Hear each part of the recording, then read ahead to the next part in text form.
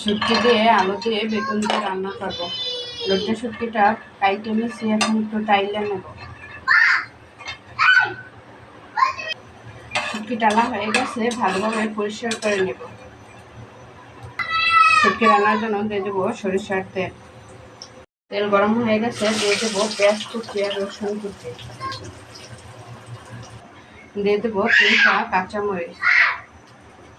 পেঁয়াজ ভাজা হয়ে গেছে, দিয়ে দেবো শুটকি। শুটকিটাও একটু ভাজে নেব।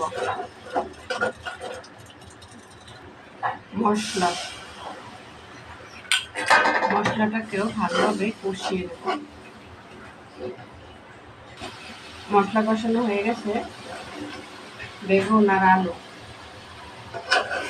আলুটাও 5 মিনিটের মতো কষিয়ে নেব। তারপরে সিদ্ধ হওয়ার জন্য ঝোল দেব।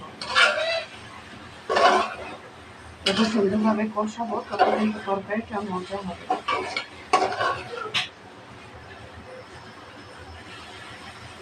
কষানোর জন্য ঢাকনা দিয়ে ঢেকে দেব।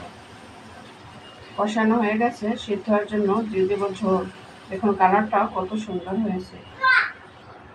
ঝোল দিয়ে আলতোভাবে একটু নাড়াচাড়া করে নেব। ঝোল বেশি দিলাম না, শুকনো শুকনো করবো, তাই আবারও ঢাকনা দিয়ে ঢেকে দেব।